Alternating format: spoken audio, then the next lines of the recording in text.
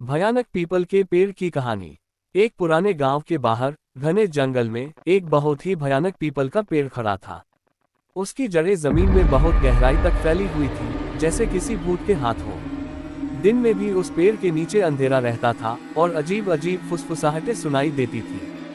गांव के बच्चे उस पेड़ से डरते थे और कभी उसके पास नहीं जाते थे। कहते थे कि उस पेड़ पर एक शरारती भूत रहता है, जिसके लंबे लंबे नाखून और चमकती हुई आंखें हैं।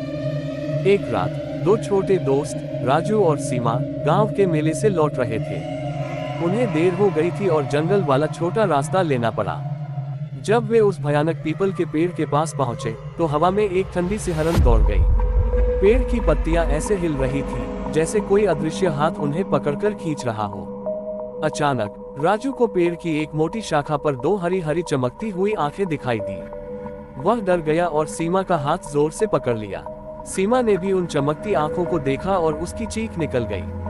तभी पेड़ से एक पतली डरावनी आवाज आई, कौन है जो मेरी नींद खराब कर रहा है?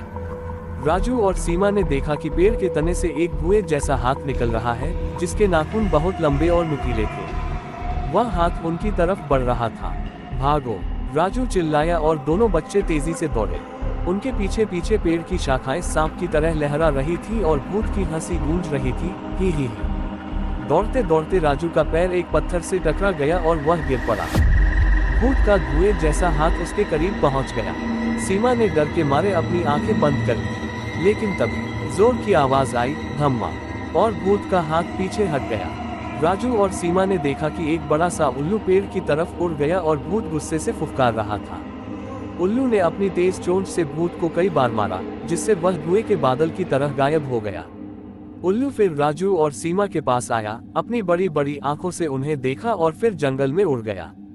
राजू और सीमा डरते हुए घर पहुंचे और अपनी दादी को सारी बात बताई। दादी ने कहा कि उल्लू जंगल का रक्षक है और बुरे भूतों से बच्चों को बचाता है। उस रात के बाद राजू और सीमा कभी उस भयानक पीपल के पेड़ के पास अकेले नहीं गए, लेकिन उन्हें पता था कि जंगल में एक अच्छा उल्लू भी रहता है जो उनकी रक्षा करेगा। और हाँ, उन्होंने ये कहानी अपने दूसरे दोस्तों को भी जरूर सुनाई, जिससे वह भूतिया पीपल का पेड़ गांव के बच्चों के लिए और भी ज्यादा डरावना बन गया।